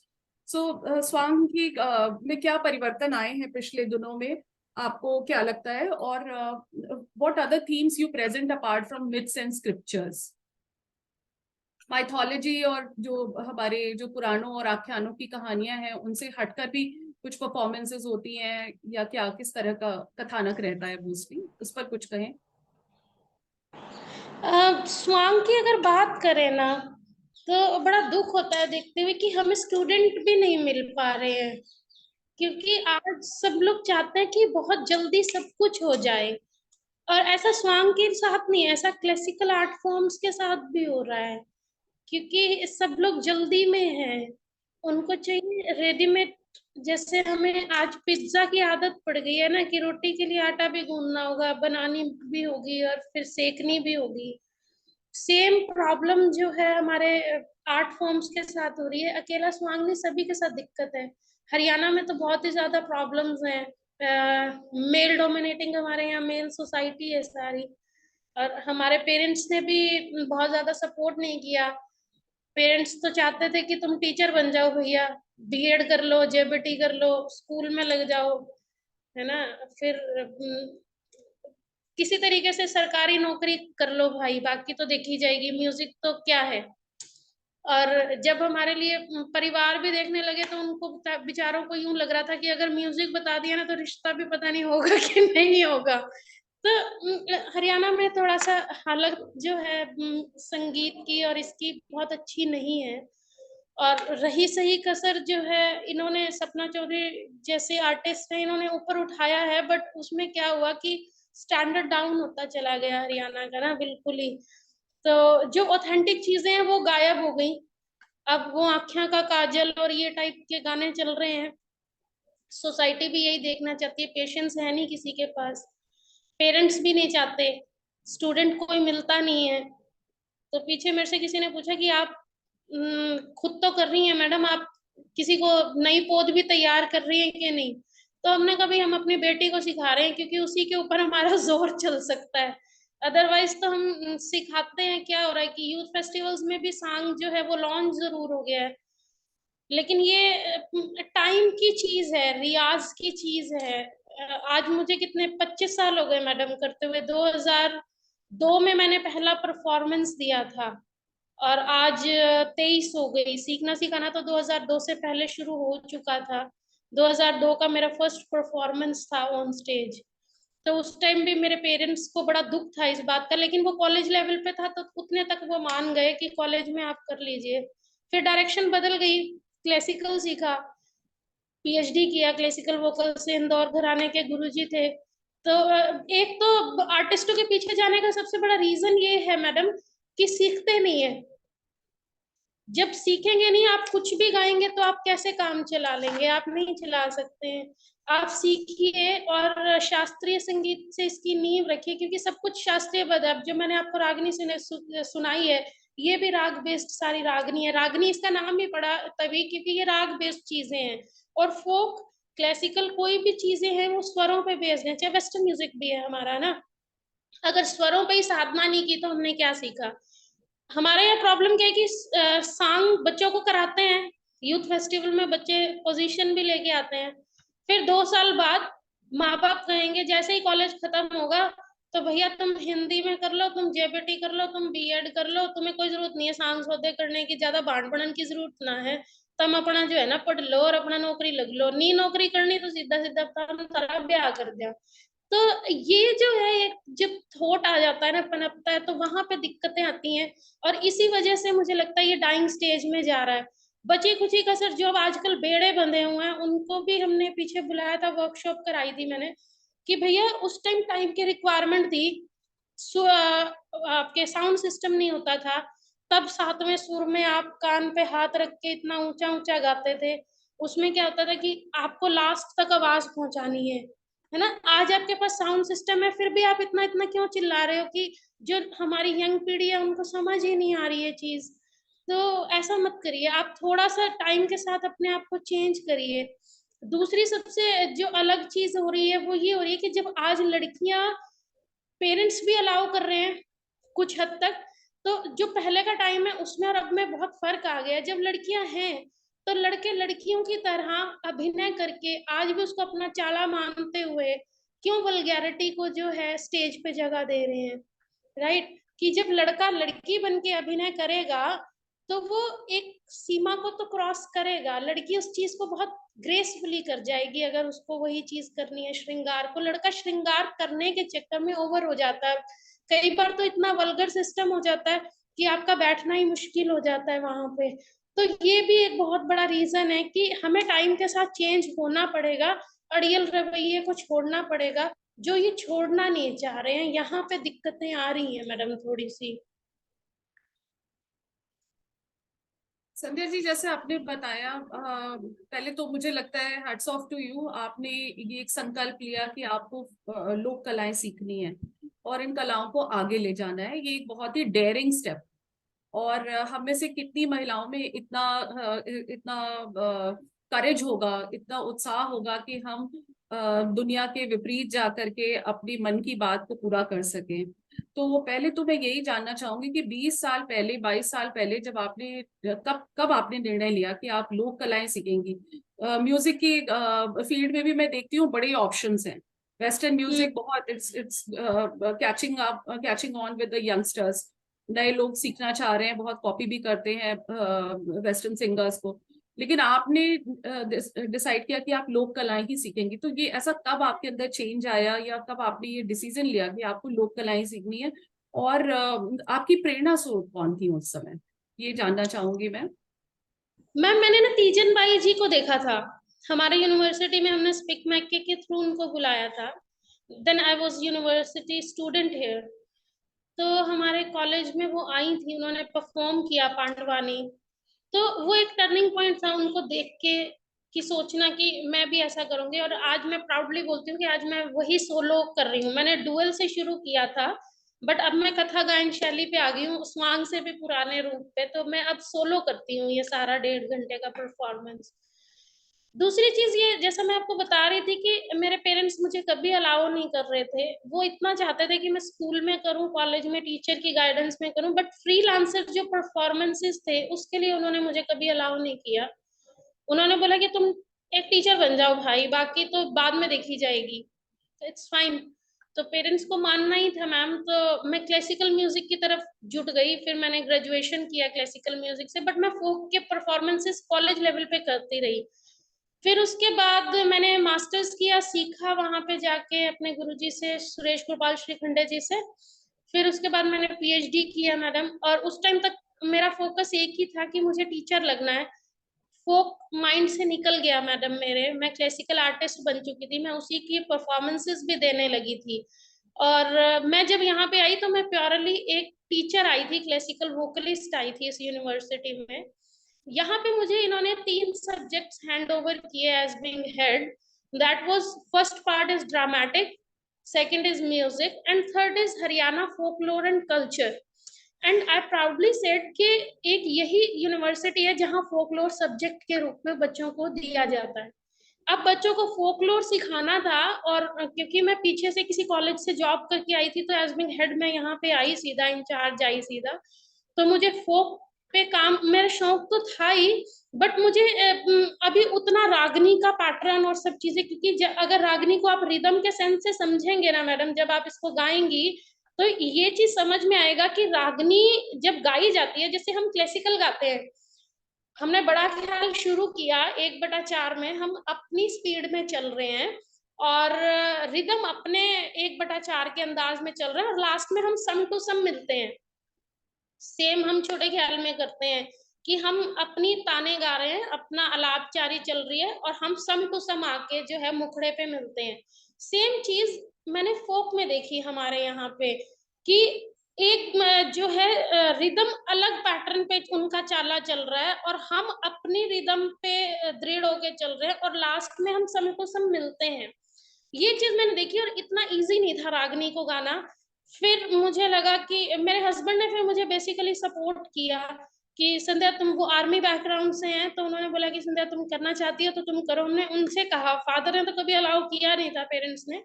तो parents ने अब कहा कि अब तुम्हारा शादी ब्याह हो लिया, अब तुम अपने पति से पूछो भाई, अगर वो अलाउ करते हैं तुम करे जाओ, हमें क्या फर्क पड़ता है। तो हमने कहा ठीक है भाई। फिर हम अपने पति से पूछे, तो वो बोले कि ठीक है तुम्हारी मर्जी है, तुम करना चाहती हो तो करो, लेकिन तुम ये देख लेना कि अपना परिवार ना डिस्टर्ब हो। तो हमने कहा ठीक है। तो वहां से जब हरी झंडी मिल गई तो फिर हम यूनिवर्सिटी में आ ही गए थे, रिसर्च हमें मिल गया था। यूनिवर्सिटी में सबसे अच्छी चीज होती है कि आपके पास रिसर्च के लिए पैसा होता है मैडम, यहाँ पे कॉलेजेस में हमें नहीं मिलता है। तो यूनिवर्सिटी ने हमें वर्कशॉप्स अलाउ करी। हमने यहाँ पे फिर अपने गुरुजी को बुलाया सीखने, बच्चों को सिखाने के लिए बेसिकली। तो वो बच्चों को तो 2 घंटे सिखाते थे और पूरा दिन हम सीखते थे उनसे। फिर तो धीरे धीरे क्या हुआ कि इस तरीके से हमने बहुत सारे फोक आर्टिस्ट को यहाँ वर्कशॉप्स के लिए बुलाया और सब किया। तो एक फिर प्यार होता चला गया इस चीज के साथ। और मुझे तो लगता है मुझे परफॉर्मर जो है, मुझे आज 13 साल हो गए जो मैं फ्रीलांस परफॉर्मेंसेस कर रही हूँ, only because of my university. अगर मैं इस यूनिवर्सिटी का पार्ट नहीं होती तो शायद मैं एक सिर्फ टीचर ही रह पाती जिंदगी में। तो इस यूनिवर्सिटी ने मुझे बहुत बहुत कुछ दिया लाइफ में, और मेरे ऊपर बिलीव किया, और यही मेरे लिए बहुत बड़ी बात थी। और यहाँ का सब्जेक्ट मिलना और रिसर्च के लिए जो है आर्टिस्टों को बुलाना, फिर उसके बाद जब इंटरेस्ट क्रिएट हो गया मेरा, तो फिर मैंने उनसे गंडा बंधन कराया लक्ष्मी चंद प्रणाली से, हमारे गुरुजी से। और फिर सीखने का कार्यक्रम शुरू हुआ, और 5 साल के बाद जो है अब जो है हम लोग मतलब अपने आप को आर्टिस्ट बोलने लगे इतने 13 सालों के बाद। तो ऐसा चलता रहा मैडम। अब ये चल रही है जर्नी, ऐसे चलती है। नहीं, अब तो आपकी कला की धूम मची हुई है, और मैं ये कहना चाहूंगी, आपको आश्वस्त करना चाहूंगी कि आपके इस एक कदम से भावी पीढ़ी में भी बहुत सारे यंगस्टर्स तैयार होंगे जो स्वांग को आगे बढ़ाएंगे। और जैसा आपने बताया भी कि हरियाणा एग्रीकल्चरल यूनिवर्सिटी ने ये एक प्लेटफॉर्म दिया हुआ है, वहाँ के बच्चों को एक अपॉर्चुनिटी दी हुई है कि वो अपनी लोक कलाओं को सीखें, समझें, गाएं। और ये साथियों मैं आपको बताना चाहूंगी कि हमारे कॉलेज की तरफ से, आत्माराम सनातन धर्म कॉलेज की तरफ से हम एक स्टडी ट्रिप लेकर गए थे संध्या मैम की यूनिवर्सिटी में। और कई साल हो गए इस बात को, 2015 में हम गए थे, लेकिन हमारा अभूतपूर्व स्वागत हुआ उधर। और हमने एक बहुत ही अनोखी चीज देखी कि जो बच्चे साइंस स्टूडेंट्स हैं, जो डिफरेंट डिसिप्लिन्स के हैं, आर्ट्स के, मतलब एक जनरल मिसकंसेप्शन है कि सिर्फ ह्यूमैनिटीज और आर्ट्स के बच्चे ही कथा कहानियों और कलाओं में इंटरेस्टेड होंगे। और वहां पे हमने देखा जो बच्चे मैथ साइंस पढ़ते हैं, कॉमर्स पढ़ते हैं, डिफरेंट डिसिप्लिन्स को बिलोंग करते हैं, उन्होंने पूरे जोर शोर से हमारे लिए परफॉर्मेंसेस की, हमें डेमोन्स्ट्रेशंस दिया। और उसके लिए हम बहुत शुक्रगुजार हैं मैम के और सतीश सर के कि उन्होंने हमें एक अच्छा, हमें उन्होंने एक अनुभव कराया वहां पर उस समय। और आज भी आपने अपनी अदाकारी से हम सारे प्रतिभागियों को यह विश्वास दिला दिया है कि यह लोक कला जीवित है और आगे कई सालों तक यह जीवित रहेगी और ये सुरक्षित हाथों में है। तो मैम, कुछ हमारे पास समय है तो इसमें मैं कुछ एक प्रश्न भी लेना चाहूंगी और कुछ मेरे पास क्वेरीज आई हुई हैं। तो लोग ये जानना चाहते हैं कि जैसे हरियाणा में बहुत सारी लोक कलाएं विकसित हुई हैं पिछले कई वर्षों में। स्वांग तो obviously that's a king of all लोक परफॉर्मेंसेस, फोक परफॉर्मेंसेस। लेकिन उसके अलावा और किस तरह के अन्य अवसरों पर या अन्य मौकों पर किस तरह की कलाएं सुनने देखने को मिलती हैं, उसके बारे में कुछ बताएंगे थोड़ा सा? देखिए, हम हरियाणा की जो लोक संस्कृति है उसको दो भागों में बांट के चलते हैं। पहला तो है लोक संगीत का और दूसरा है कथानक का। कथानक के अंदर जो कथाएं और किस्से आते हैं सारे के सारे, जिसमें सांग हो गया और ये सब चीजें हैं। दूसरा हमारा लोक संस्कृति यानी लोक संगीत का भाग है, जिसको हम मुक्तक संगीत बोलते हैं। यानी कथानक और मुक्तक ये दो पार्ट हैं। मुक्तक वो हो गया जो मुक्त है सभी बंधनों से, इसके अंदर रिदम का बंधन है, इसके अंदर जो है शुद्धता का बंधन है सांगों के अंदर। इसमें हम बहुत ज्यादा फेर बदल नहीं कर सकते हैं। जैसे हमने अगर लक्ष्मी चंद प्रणाली का कुछ उठाया तो हम उसकी लेखनी के साथ हेर फेर नहीं करेंगे, हम बिल्कुल एज इट इज उठाएंगे और उसको एज इट इज गाएंगे। अब जो मुक्तक है उसके अंदर बहुत सारी चीजें हुई, जैसे कि हमारे लोकगीत हैं जो पारंपरिक हैं। जैसे लोकगीत पे आप कहीं के भी देखिए, सिंपल सी बातें होती हैं जिनको महिलाएं जो हैं, मतलब हरियाणा में लोग गीतों को सहेजने वाली महिलाएं हैं। पर्दे के पीछे उन्होंने यही काम किया। पुरुष जो थे वो कथानक के साथ जुड़े, महिलाएं जो थी वो मुक्तक संगीत के साथ जुड़ गई। जैसे कि मान लीजिए छोटी सी बात है, वो चटनी पीस रही है घर के अंदर ना, पुदीने की चटनी है सिंपल सी। वो कह रही है कि मैं चटनी पीसूंगी, चटनी में हरा पुदीना, सिंपल सी बात है। यही गीत बन गया। वो कर रही है, जैसे कह रही है मेरे लंबे सघरे बाल रे कितने नजर न लग जाए। अब अपने आप को ही शीशे में निहार रही है, अपने आप को ही बोल रही है, कह रही है राखू पैर संभाल के, राखू पैर संभाल के, कित ससुरा ना जाए। ससुरा जो ससुर है वो थोड़ी डरने की चीज है हमारे यहाँ पे, क्योंकि वो परिवार के मुखिया है। किते ससुरा ना जाए, ससुरा तुम्हारा चौधरी, किते घूंघट सरक ना जाए। यानी वो चौधरी है, मेरा घूंघट नहीं सरकना चाहिए। तो सिंपल है। जैसे 7 सहेलियां जा रही हैं पानी भरने, तो वो कह रही हैं 7 जनी का झूमटा, फिर मेरी सासड़ रानी सातों तो पानी न जाए। जैसे अभी आजकल कार्तिक महीना चल रहा है जी, कार्तिक जिसको आप बोलते हैं। तो सुबह सुबह जो है कार्तिक के लिए कथा सुनने से पहले वो महिलाएं जो हैं वो नहाने के लिए जाती हैं तालाब में, और वहां से मतलब वो गीत निकलते हैं, जैसे माँ से चढ़न तारे अपना बाबल बूझे, कहो तो कातक नालू है राम। तो माँ कह रही है, लड़की अपने घर गई हुई है, वो अपनी माँ से पूछ रही है भी मैं कातक ना लूं।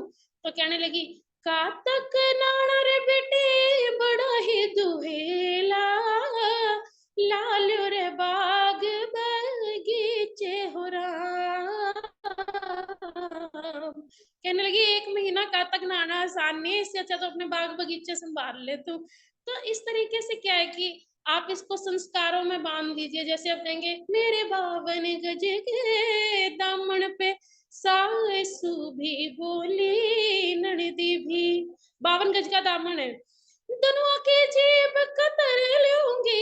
ये लोकगीत वो हैं जो खुद से ही वो सोच रही है, खुद से इमेजिन कर रही है, खुद से ही गा रही है। इसमें ना सास है ना ननद है, खुद ही बोल रही है, क्योंकि थोड़ा अंदर से सास उसको टोकती रहती है बहू को ना, तो वो बहू अपने आप से ही कह रही है दोनों की जेब कतर लूंगी, दोनों की जेब कतर लूंगी, चाहे ससुरा बोले देवर भी मेरे 52 गज के दामन पे सासू भी बोली ननदी भी।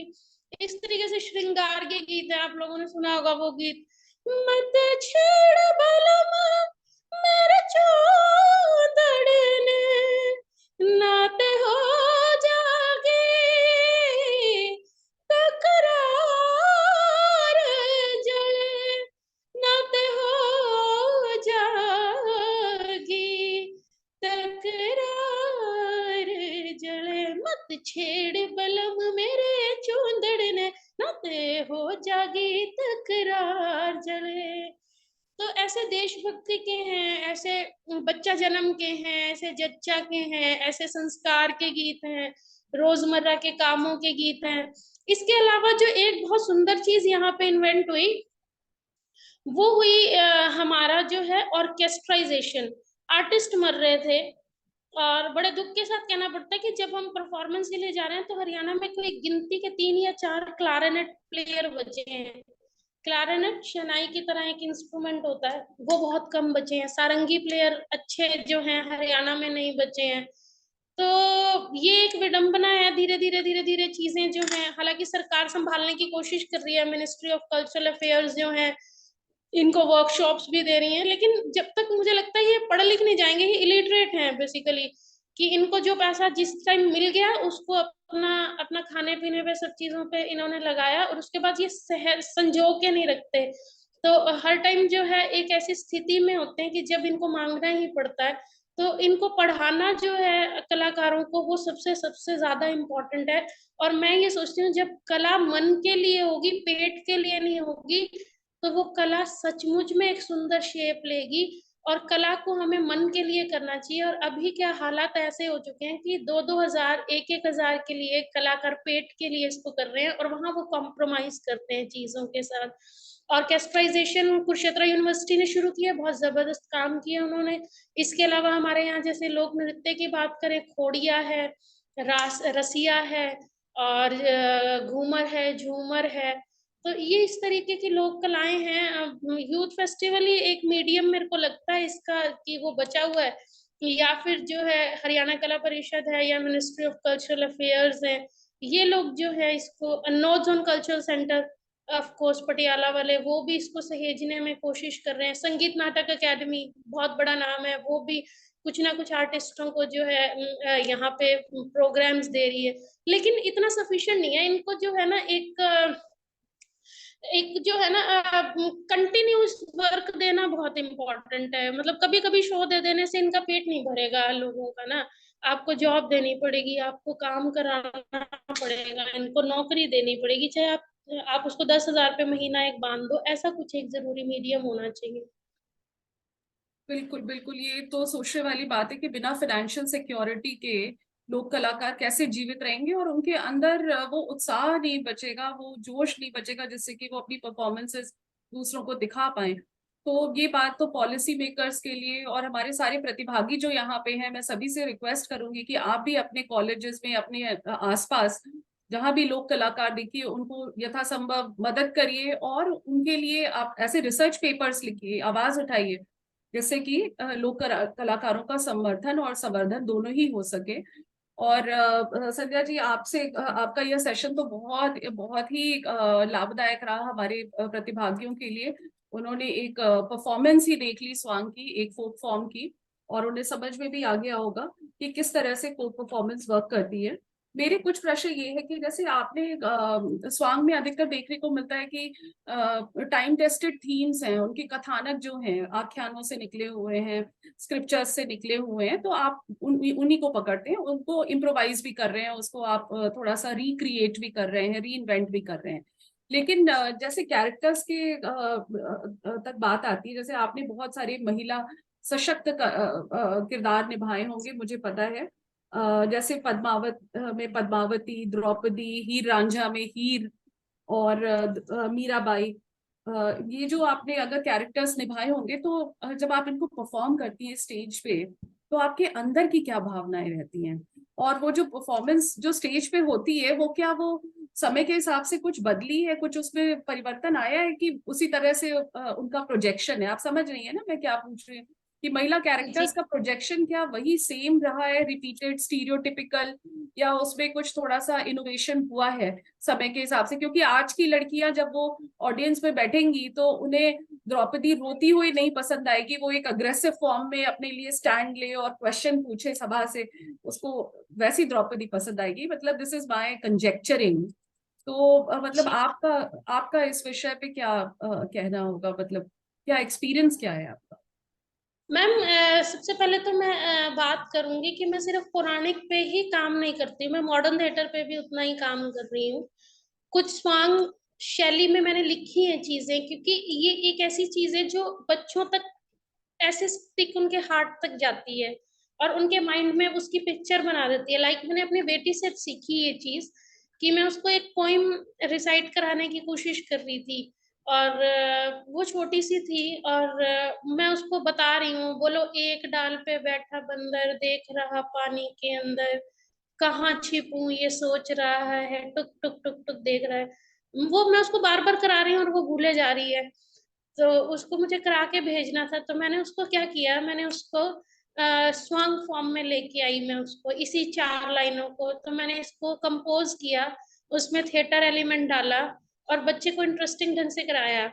और उसको मैडम आप मानेंगे आज तक ये राइम याद है। लाइक मैंने उसको क्या किया, एक डाल पे बैठा बंदर देख रहा पानी के अंदर, कहाँ छिपूं ये सोच रहा था, टुक टुक टुक टुक देख रहा था।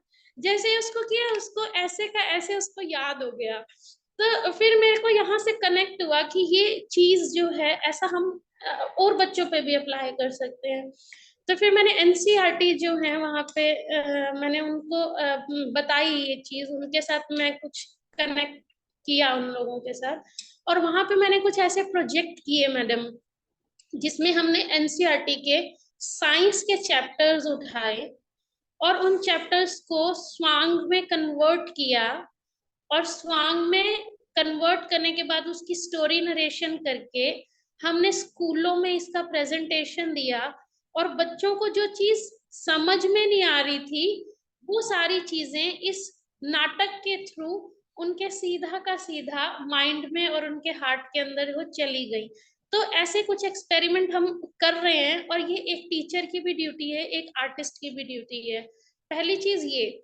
दूसरी चीज ये थी कि जब हम परफॉर्मेंस करते हैं, तो जैसे आज की अगर हमने नई जनरेशन को ही नहीं बांधा है ना, तो फिर उसका कोई फायदा ही नहीं है हमारे आर्ट फॉर्म का।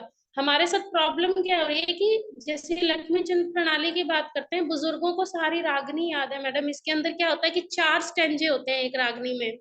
ये ओपन एयर थिएटर होता है, सेंट्रल स्टेज होता था इसका, और एक स्टेंजा आर्टिस्ट फ्रंट में, एक स्टेंजा इधर साइड में, फिर इधर साइड में बैक में, फिर इधर से होता हुआ लास्ट में अंतिम उसके ऊपर आ जाता था। अब आ गया प्रोसीनियम। अब ओपन एयर थिएटर खत्म हो गया, बहुत ज्यादा होता ही नहीं, अब ऑडिटोरियम टाइप परफॉर्मेंस हो रही है सारी की सारी। अब यहाँ पे हम इंग्लिश का यूज भी करते हैं मैडम, और हिंदी का भी यूज करेंगे, हम हरियाणवी का भी यूज करेंगे। अब कोई बच्चा नहीं सुन रहा था, हम उसको बोलेंगे, hey smart girl, why are you not listening me, listen me carefully please. तो वो बच्चा एकदम से आपके साथ कनेक्ट करेगा, है ना। तो क्या होता है कि आपने उस बच्चे को जब तक इन्वॉल्व ही नहीं किया, आपका स्वांग कंप्लीट होगा जब उस बच्चे की इन्वॉल्वमेंट होगी। हम द्रौपदी को जब लेते हैं, या मान लीजिए हमने सीता को लिया, तो जैसा मैं आपको बता रही थी कि ऑडियंस जैसी होती है हम उस कलर को ज्यादा दिखाते हैं। अब द्रौपदी की हम वीरता को दिखाएंगे, वहां पे द्रौपदी की करुणा कम लेके जाएंगे, और जब यही जनरेशन गैप होगा, वहां पे बुजुर्ग होंगे, तो हम बिल्कुल ऑथेंटिसिटी पे आ जाएंगे। ये आर्टिस्ट की इंटेलिजेंस ही होती है मैम, कि वो क्या करना चाहता है स्टेज पे, और किस कैटेगरी की ऑडियंस को, क्योंकि हर एक का टेस्ट ऑफ इंटरेस्ट डिफरेंट है। छोटे बच्चे जो हैं 15-20 साल के बच्चों का डिफरेंट टेस्ट है, आप 40 से 50 के बीच का अलग जोनर है। अब जब 50 से ऊपर जाएंगे तो वो भक्ति भाव में चले जाएंगे, तो वहां पे हमें भक्ति में बात भी करनी पड़ेगी। जैसे हम उसके अंदर एक दो भजन जो है उसको प्रोमिनेंटली लेंगे। जब यंग जनरेशन की बात होगी तो वहां पे हम भजन के बारे में डिस्कस जरूर करेंगे, लेकिन वो एरिया प्रोमिनेंट नहीं करेंगे। तो वो डिपेंड करती हैं सारी चीजें मैम की ऑडियंस क्या चाहती है बेसिकली। बिल्कुल बिल्कुल, ये तो बहुत ही आपकी वर्सेटिलिटी को प्रदर्शित करती है, किस तरह आप ऑडियंस के मूड को समझकर, उनकी भाव को समझकर अपनी कथानक में चेंजेस करते हैं। और आपको बहुत बहुत साधुवाद कि आप इस तरह के चेंजेस ला रहे हैं जो कि लोगों को समझ में भी आए। और अब आवश्यकता है कि लोग भी आगे बढ़े और कलाकारों को समझें, उनकी मेहनत को सराहें। बहुत ही जल्दी में एक ये ऑब्जर्वेशन है लोखंडे निवृत्ति जी का, और ये कहते हैं आज लोग फिल्म देखने के लिए थिएटर में जाने से कतरा रहे हैं, उससे बॉलीवुड के सामने चुनौती बनी है। दर्शकों को कैसे थिएटर में लाया जाए, उसी तर्ज पर कह सकते हैं ओटीटी वेब सीरीज के दौर में आज स्वांग के सामने क्या चुनौतियां हैं। और इससे मैं बस एक पॉइंट और ऐड कर दूंगी कि डिजिटलाइजेशन की बात कर रहे हैं आजकल, फोक आर्काइव्स बन रही है, तो उससे क्या कुछ फायदा हुआ है, बस यही एक सवाल। मैम ओटीटी पे जब ये कोरोना आया तो हम लोग भी ओटीटी पे आए। मेरे कुछ एल्बम्स रिलीज हुए, एक ओटीटी प्लेटफॉर्म आया हुआ है हमारे यहाँ स्टेज ऐप, और उसमें हम लोगों ने कुछ एल्बम्स लॉन्च किए, कुछ एक दो सॉन्ग के परफॉर्मेंसेस लॉन्च किए। लेकिन सच मायने में बताएं तो मजा आया नहीं उसके अंदर मुझे भी, जो लाइव का मजा है। फिर मुझे एक चीज हमेशा हमेशा कसौटती थी कि why are Indian folk theatre is going to demolish क्यों हो रहा है, वो धीरे धीरे कम क्यों हो रहा है, उसके लिए लोगों का रुझान क्यों कम हो रहा है। जबकि अब मैं जब हंगरी गई, अभी थोड़े दिन पहले जर्मनी गई, तो मैंने वहां देखा, वहां पे इन आर्ट जो ये फोक ओपेरा के आर्टिस्ट थे, इनका बहुत रिस्पेक्ट था। और वहां पे उनका फिर मैंने देखा, फिर मैं लाइब्रेरी गई, मैंने सारा इनका निकाला, उन आर्टिस्टों से मिली मैं, तो मुझे पता चला कि वो भी डिमोलिश हुए थे, वो भी डाउन गए थे। लेकिन उनकी गवर्नमेंट ने, उनके लोगों ने, सबने मिलके उसको संभाला। और आज जो उनके ओपेरा थिएटर है, फिल्म थिएटर्स डिफरेंट हैं, ओपेरा थिएटर्स डिफरेंट हैं। बकायदा वहां पे बस स्टैंड के स्टॉप्स बनाए गए ओपेरा के नाम से।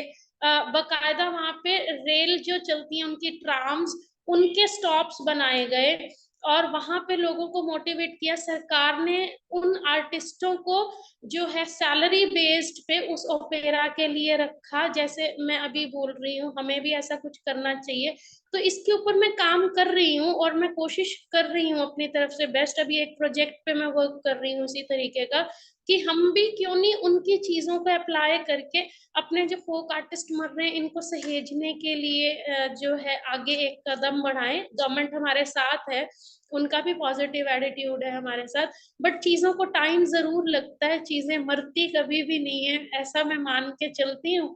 और होप सो कि हम लोग भी जो है, जैसे उन्होंने अपने फोक थिएटर को एक रिस्पेक्ट दिया है, जिंदा करने की कोशिश की है, चाहे वो फ्रांस है, चाहे जर्मनी है, हंगरी का तो अभी मैं देख के ही आई हूँ।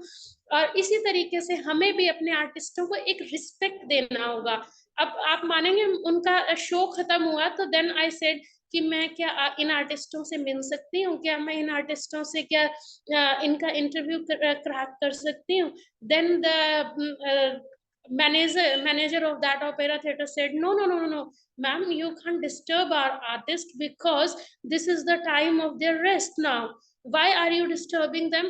At first you take the appointment, you have given us a mail. After that we will give you the time and you can meet them after the appointment. हमारे यहाँ क्या करते हैं भाई, शो तो खत्म नहीं होता, स्टेज पे ही फौज चल पड़ती है। तो तो ऐसी बहुत सारी चीजें थी कि आर्टिस्ट का एक ग्रेस उन्होंने मेंटेन किया, उनको सैलरी बेस्ड पे रखा। और वहां पे मैंने देखा कि उनके परफॉर्मेंस के फोटोग्राफ्स भी जो हैं वो सेल आउट हो रहे हैं। उनके फोटोग्राफ्स की कैप्स, उनके फोटोग्राफ्स की बुक्स, उनके फोटोग्राफ्स के छोटे छोटे जो मेमेंटोज होते हैं, डायरीज, पेन्स, मतलब उनके छोटे छोटे स्टैचू जो परफॉर्म कर रहे हैं लोग, उनके इंस्ट्रूमेंट्स के छोटे छोटे मेमेंटोज, वो सब सेल में है और लोग वहां से खरीद रहे हैं मैडम। तो ऐसा अगर हम भी कुछ कोशिशें करें opera, western European opera theatre की तरह, तो we will definitely do our best for our artist. तो ऐसा हम सब मिलके एजुकेटर्स कोशिश करें, हमारे साथ जितने भी एजुकेटर्स जुड़े हुए हैं, तो इन सबसे भी रिक्वेस्ट है कि आप भी फोक थिएटर्स का जितना रिस्पेक्ट करते हैं, तो आप तो करते ही हैं क्योंकि हम म्यूजिशियंस हैं, लेकिन हम लोगों से भी करवाएं, उसको, उस रिस्पेक्ट को मेंटेन कराएं। तो ये एक बहुत बड़ी बात है। मैम, आपकी आवाज के साथ हमारी आवाज जुड़ी हुई है और हमारे 200 प्रतिभागियों की भी आवाज जुड़ जाएगी, तो मुझे लगता है कि फोक कलाओं को पूरा सपोर्ट और समर्थन मिलेगा। और मुझे यह सूचना दी गई है कि हमारी नेक्स्ट स्पीकर भी हमारे साथ जुड़ गई हैं। So, Dr. Sandhya Sharma, I take this opportunity to thank you immensely for the exhaustive session, for the thorough information that you gave us on Swang, and it's certainly our privilege to have you with us. And I would like to express my gratitude to you and your university for sparing you for a few hours so that you could be with us.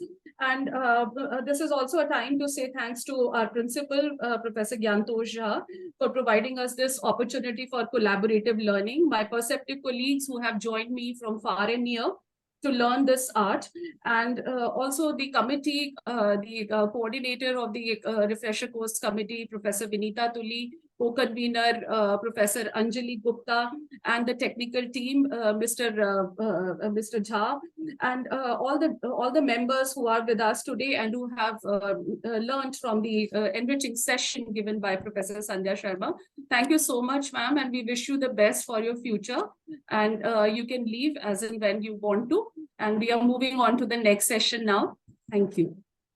thank you.